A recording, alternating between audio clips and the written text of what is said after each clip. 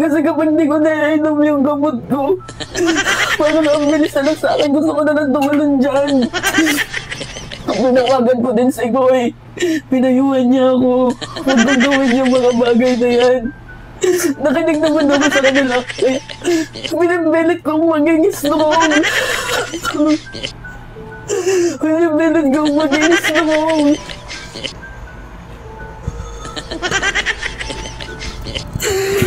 Ayun lang no. Kasi yung sa physical kasi guys, masugatan pa na akong gagaling siya. Pero yung emotion ko, wala nang mga gamot ko guys. Ayoko na.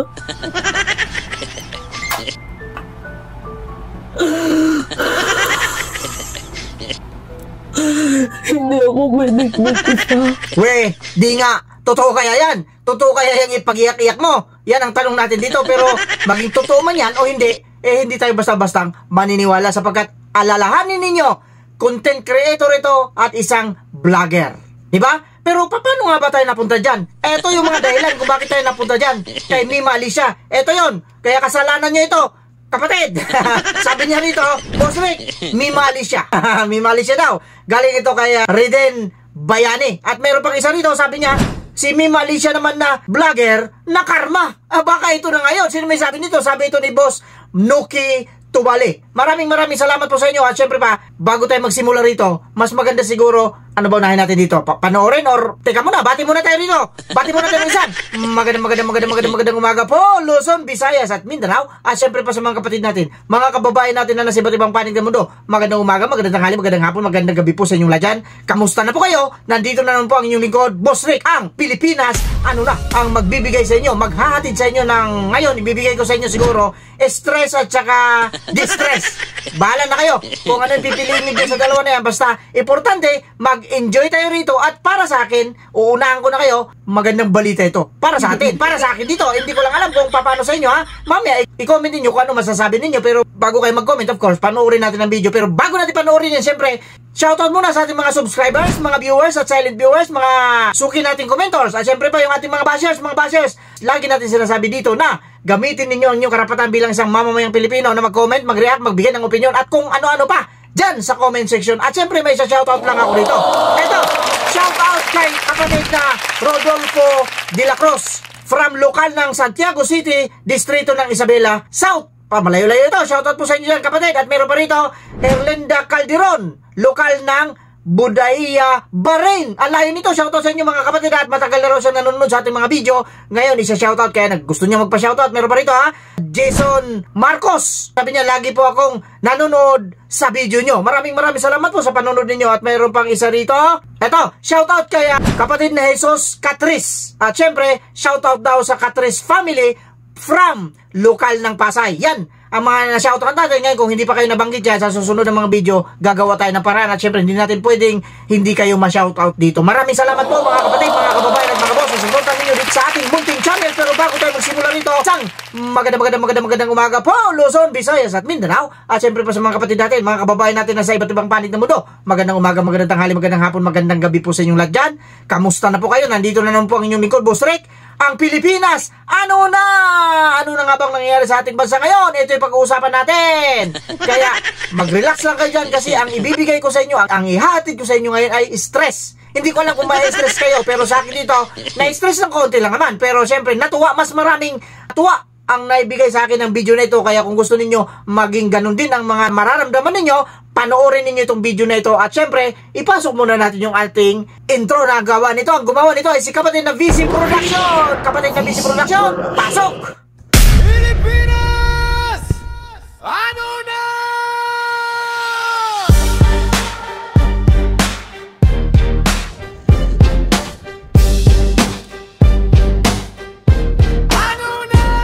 Andito na si Boss Rick, nakatingin, nakabantay. O vloggers, huwag sanang magkamali. Makinig kayo, bawat salita, bawat galaw nakikita na susubaybayan. Di bago sa amin ang paninira, pero tandaan, Boss Rick lang ang katapat nyo. Kahit sino at kahit kanino, walang makakalusot. Klaro yan? Bawat bawat kilos nyo ay nasusubaybayan, walang makakalusot. Vloggers, isipin ng bawat pahayag, katotohanan ay may timbang. Di basta-basta mawawala lahat ng galaw nyo. Boss Rick ang nakamasid. Tandaan, Boss Rick lang ang katapat. Bawat paninira may tingin na nagbabantay. Vloggers, mag-ingat sa bawat hakbang, walang makakalusot. Nakikita sa dilim ang bawat galaw. Pilipinas, ano na? O diba? Yan ang gawa ng VC Production. Kapatid po yan, kaya doon sa gusto magpagawa ng ganitong kanta, PM ninyo ako at itutulay ko kayo doon sa ating kapatid na si VC Production at nang mabigyan din kayo ng ito, libre. Bahala na kayo. Basta sa akin dito, binigay niya itong libre. At yun naman talaga ang gusto niyang mangyari sa mga kapatid na gustong magpagawa sa kanya. Ganun din siguro ang ibibigay niya. Kaya nga, mag-PM kayo sa akin at itutulay ko kayo roon at kayo nang mag-usap. Ngayon, tuloy-tuloy tayo rito. Itong Mima Alicia na napanood din nyo kaninang umiiyak, ito yung post niya ngayon, kanina lang, 6 hours ago. Yan ang post niya, na umiiyak siya kasi binugbog ng kanyang ex. Ang masasabi ko lang sa iyo, Mirisi Gaba. Pero siyempre, bago tayo magbigay ng reaction dyan, panoorin muna natin kung paano ba ito si Mima Alicia noong hindi pa ito binubugbog. Kung gaano ito kasaklap, kung gaano ito kabangis magsalita tungkol sa ating kapatiran sa Iglesia ni Cristo at kung paano ito gumawa ng fake news. Ito panoorin natin kasi nga yung lately na ginawa nating rally, sinabihan niya na nilangaw ang rally ng Iglesia ni Cristo. Mas magandang panoorin natin at mamaya papakita rin natin kung paano ito, anong nangyari sa kanya, bakit siya umiiyak. Mirisi Gaba sa iyo. Ito, panoorin muna natin yung kanyang bangis, kung mabangis nga ba ito. Ito yun. Yes, alright mga minamahal, it's me again, Alicia nyo, nagbabalik muli para sa ating panibagong video. So, pag-usapan natin itong parang I think flop na nangyaring rally ng religious group na Iglesia ni Cristo. Mukhang hindi na nila kayang manipulahin ang mamamayang Pilipino ngayon. Kasi kung makikita ninyo mga minamahal, 'di ba? Malaking rally daw. Oo. Massive turnout daw kung tawagin, national event. Pero makikita nyo na ang daming bakanteng upuan, ang daming mga linya ng mga walang tao, walang pila, yung stage, walang tao, walang laman, yung kalsada, talagang maluwag, 'di ba? So parang daanan lang sa isang barangay na parang nag-zumba. Ganon yung atake. Hindi to insulto mga minamahal. Hindi po tayo nang insulto. Ito po ay isang base lang sa katotohanan na nakuhanan, 'di ba, ng ating kaibigan nung pumunta siya doon sa rally ng isang religious group. Kasi 'di ba sabi nila for transparency and for public accountability daw. So I think hindi lang naman ata INC yung invited diyan. Yung mga taong gusto din ng public accountability and transparency so that yung iba nating mga kasamahan ay pumunta. So nakita nila na parang naging flop yung sinagawang rally. I don't think so kung anong oras niya yun na-picturean, pero isa lang yung masasabi ko mga minamahal na marami na talagang Pilipino ang hindi na naniniwala dyan sa panata kuno ng INC na yan. Kasi klarado na ang rally is hindi po spiritual. And hindi din siya tawag dito humanitarian, hindi din siya peaceful. So, ang nangyayari kasi is political maneuvering, 'di ba? So, yung mga miyembro hinihikayat, pinipilit, or ang iba daw di umano tinatakot, 'di ba? So ngayon ang iba hindi na lang din dumalo. So parang ano ba tawag dito, maging equal ganon. So anyway mga binamahal, the people is waking up. So gising na ang mamamayang Pilipino, and once and for all dahil gising na, hindi na sila naniniwala sa mga ganyang gimmick or ganyang tunog. So ano ba yung pinaka-importante dito? Syempre 'di ba ngayon linggo? Yan yung ini-insist ko Linggo, dapat magsimba, 'di ba? Kasi linggo. Pero ano yung ginawa? 'Di ba? Mga minamahal, ano yung ginawa ng mga religious group na to? Instead na magsimba, mas inuna pa nila ang mag-rally, 'di ba? So ano ba yung sinasamba nila? Diyos or yung kanilang agenda? Usually kapag rally talaga mga minamahal, meron niyang dahilan. Una diyan is yung paniningil, 'di ba? Panawagan, yung mga urgent issue. Pero ito parang paulit-ulit na tapos nasabayan pa linggo, 'di ba? So ang tanong ng taong bayan, para saan ba talaga ang rally na ito? And sino ba talaga yung pinupuri ninyo? Diyos or ang politiko? Kasi kung peace rally itong mga minamahal, bakit parang nagiging political campaign yung atake? At bakit parang organized ang mga machinery? And bakit ginagawang instrumento ang mga miyembro na instead sana inaalagaan sila? Nagigets niyo yung punto ko? So nakakalungkot man, pero ito yung totoo mga minamahal. Madami pa din kasing mga INC member 'Diba? Ang mga, I think, naloloko, kung ito man ay isang kalokohan, I think naloloko sila or nabubudol, 'diba? Ang iba naman sumasama dahil sa takot, 'diba? Yung iba naman sumasama dahil ayaw mapahiya yung kapatiran, yung iba sumasama dahil para daw po ito sa Diyos, 'diba? So, pero ang tunay na tanong natin dito, mga minamahal, Diyos ba talaga ang sinasamba nila dito or rally, 'diba? So anyway, may mga leader kasi na hindi ko nga din magets bakit yung miyembro lang ang pinapa-attend? Na dapat sana yung pinaka-rurok, diba? Dapat sana yung pinaka-taas nila uma-attend din. Bakit yung mga miyembro lang? Lalo pat meron tayong naririnig na mga, destabilization, meron tayong naririnig na may mangyayaring pasabog dyan. So, kung mangyari man ang lahat ng yon, ibig sabihin, yung miyembro lang, ang dito, ang sugatan, diba? Na samantalang sila in-invite din. Doon sa video na panood natin, tinatanong niya roon kung sino daw ang pinupuri ng Iglesia ni Cristo. Diyos ba o politiko? Yan ang sinasabi natin dito.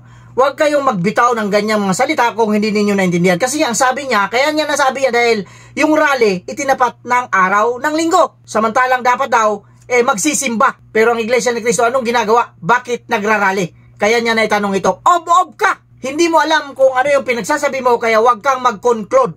Mahilig kayong magbigay ng konklusyon na hindi nyo naman alam kung ano ang ibig sabihin nun. Mga ob-ob. Yung pagsisimba ninyo, kung linggo nagsisimba kayo, wala kaming pakialam doon.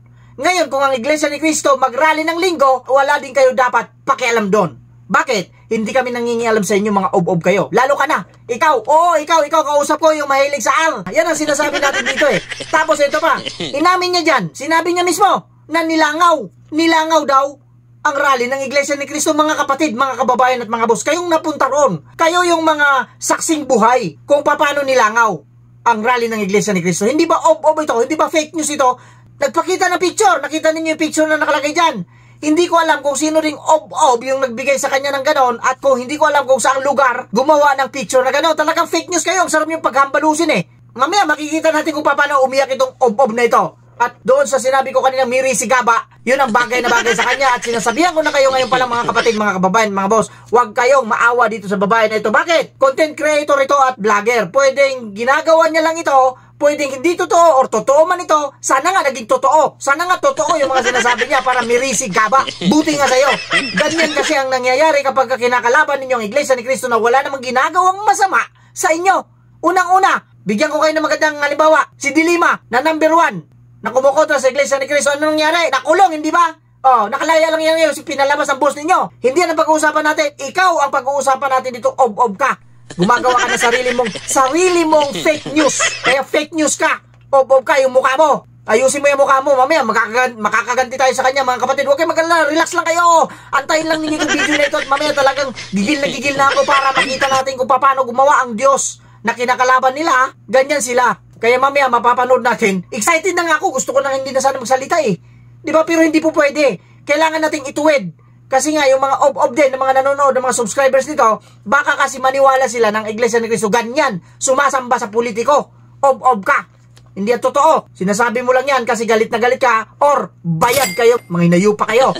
Talagang certified marites. Itong mema na ito. Bakit ko nasabing marites? Tignan nyo, ang laki-laki na kalagay dyan, nilangaw. Alam mo ba kung bakit nilangaw, Mema? Mema, sabi ka lang, bakit nilangaw? Bumaha ng Jollibee at McDonald doon, kaya nilalangaw. Kasi yung langaw at saka mga lamok, saka mga ipis na kagaya mo, wala na sila makain. Nandun na sa rally kasi lahat ng pagkain, kaya nagugutom kagaya mo. Kaya sila nilalangaw doon. Pati langaw kasi, nakikipagkaisa sa rally ng Iglesia ni Cristo. Yun ang totoo, pati mga ipis. Ganyan na kayo kabaho kasi sumingaw na yung baho ninyo. Kaya pati langaw, ipis, lamok, etc. Daga, pati ikaw. Ikaw na lang kulang doon. Ob-ob ka. Pero mamaya, makakaganti kami sa'yo. Maraming salamat. Ngayon pa lang, nagpapasalamat ako doon sa ex mo. Maraming salamat, kulang pa yung ginawa mo. Sana talaga ginulpi mo ng ginulpi ito. Yan ay opinion ko rito. Wala kayong magagawa, yan ang gusto ko. Yan ang opinion ko. Karapatan ko magsalita yan. Bakit? Sinaktan mo kami. Ganyan kami rito. Lalo si Bosek, pag binato mo ng tinapay, kagaya na sinasabi ko, pag binato ninyo ako ng tinapay, babatuhin ko kayo ng garapon. Kaya hollow block si bato ko sa inyo. Excited naman kayo, mga kapatid, mga kababayan at mga boss? Kulang pa itong ribat ko rito Pero gusto ko mapanood ninyo itong hagulgol. Itong iyak nitong isang demonyo na ito. Gusto na ninyo mapanood? Kanina pa ako excited. Ayoko na sana magsalita. Ang dami mo na sinabi, boss. Ipasok mo na yung boss para naman makaganti tayo dito. Sige na nga. Ito na nga. Pasok na natin. Ito na.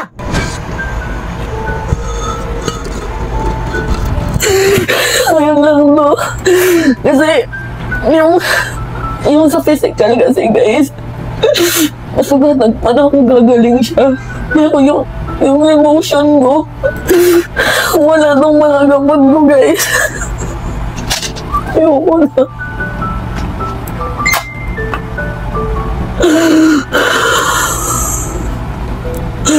Hindi ako pwedeng magpisa. Pero mas pinili ko dito sa Manila kasi dito ako may peace of mind.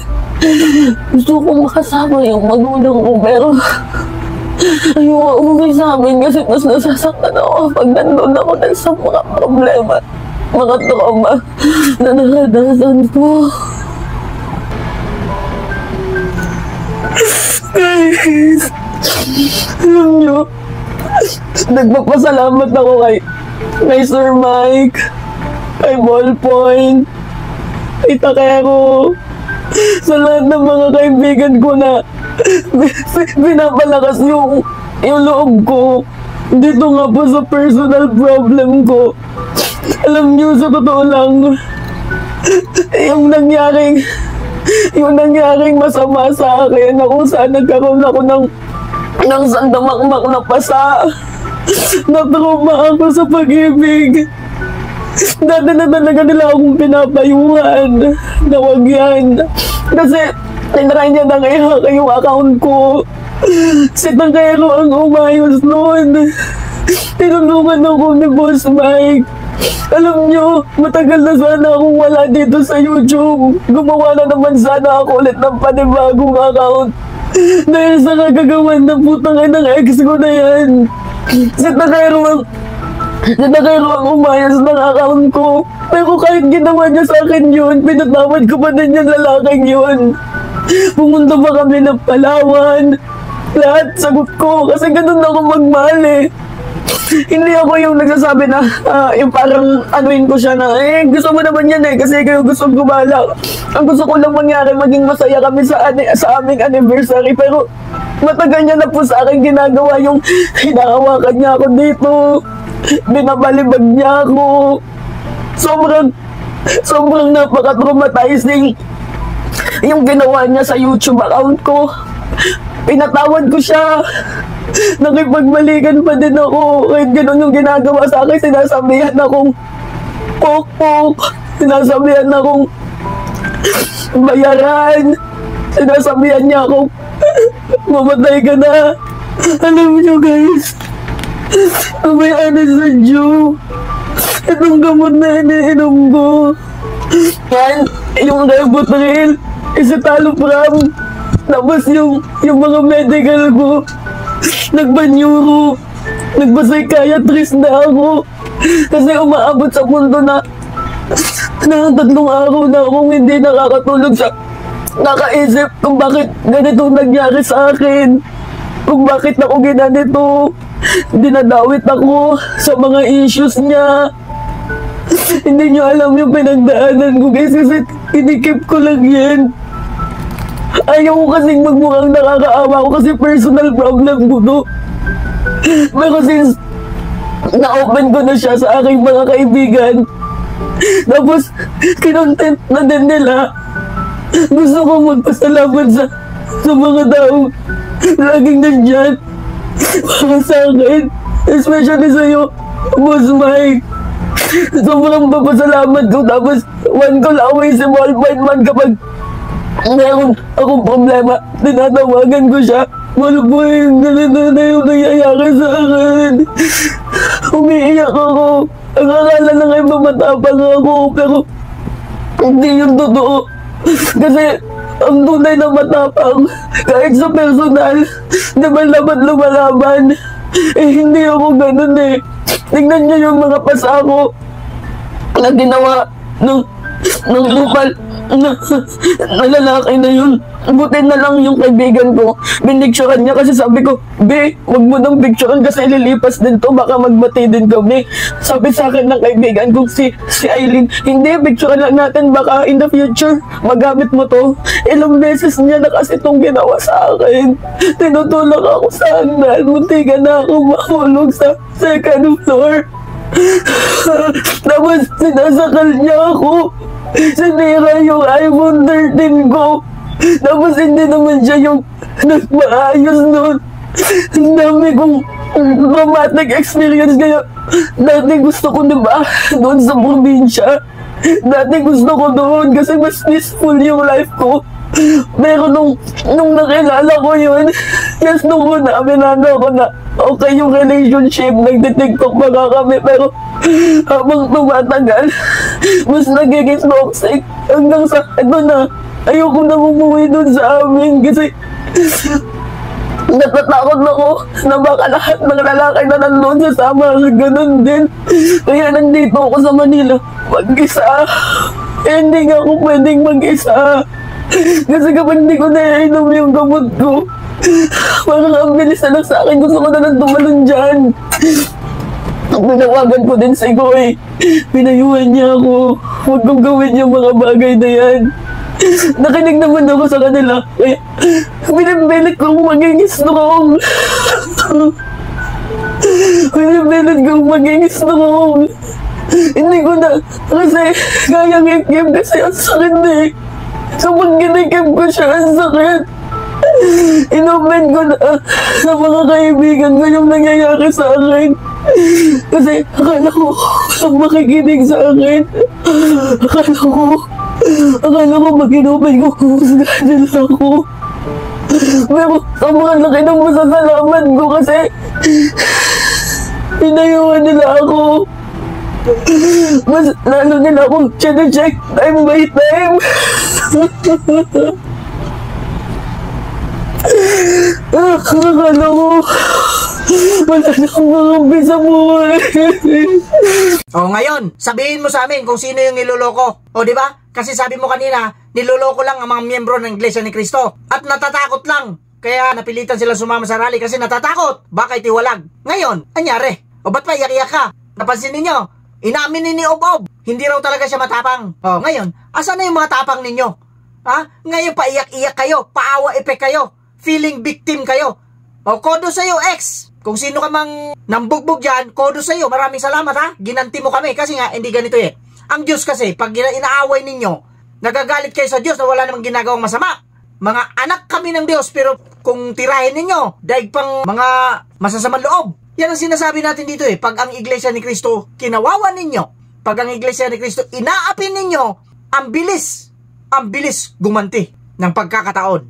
Ganyan ang Diyos ng Iglesia ni Cristo. Happy now, iyak later. Yan yung nangyari sa'yo. Kaya ang masasabi ko sa'yo, Mirisi, asan na yung mga sinasabi mong matatapang? O, may nabanggit ka rito. Yung mga tatapang na kasama mo nga Ob-Ob, Boss Mike, Bull Prag Point, Takiro.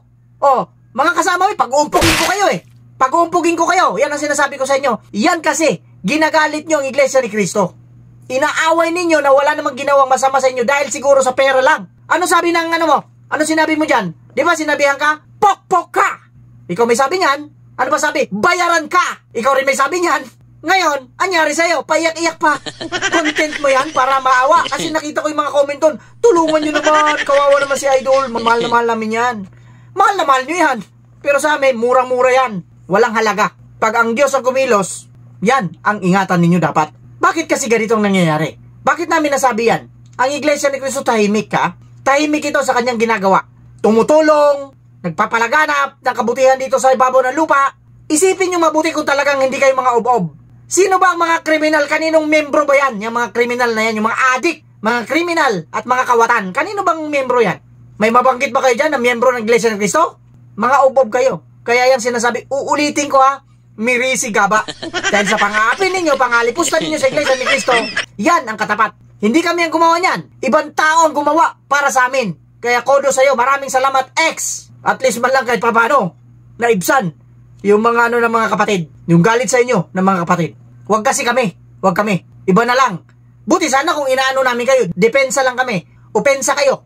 Tumitira kayo ng hindi ninyo alam. Inuunahan ninyo ang Iglesia ni Cristo. Ngayon nangyari. Now iyak. Yan na ang sinasabi natin dito. Kayo mga kapatid, mga kababayan at mga boss, ano ang masasabi ninyo tungkol sa video na ito? Bahala na kayo. Siyempre, karapatan ninyo yan kung ano yung magiging reaksyon ninyo. Basta ako, ang reaksyon ko rito, Mirisi Gaba. Bakit? Nasaktan ako sa ginawa niya. Ngayon, natuwa ako sa nangyari sa kanya. Ob-ob ka, upload pa more. Pero kung makikita mo itong ang video nito 6 hours ago, bumibira pa rin ito sa mga kontra ng gobyerno. Bakit kaya? Kasi nga, kagaya na sinabi niya, sinabihan daw siya na bayaran. Maliwanag? Mga kapatid, mga kababayan at mga boss, at least man lang nakaganti tayo rito. Yan ang gusto ni Boss Rick eh. Diba? At yung mga nabanggit niyang mga ubob ng mga vloggers, pag-uumpugin ko kayo. Pag-uumpugin ko kayo. Mga ubob kayo. Banatan nyo ng banatan ng Iglesia ni Cristo. Mga kapatid, ganito lang, masabi ko sa inyo, salamat sa mga nagbigay ng impormasyon. At kung meron kayong makita na mga ob-ob na bumabanat sa Iglesia ni Cristo, ipaalam ninyo kagad kay Boss Rick. At iko-content natin yan. Diba? With that, kagaya na sinasabi natin dito, mag-iingat po tayong lahat. Pwera lang sa mga taong ob-ob, mirisi, gaba. Buti pa, magpatugtog tayo eh. Ano na? Diba? Yan o.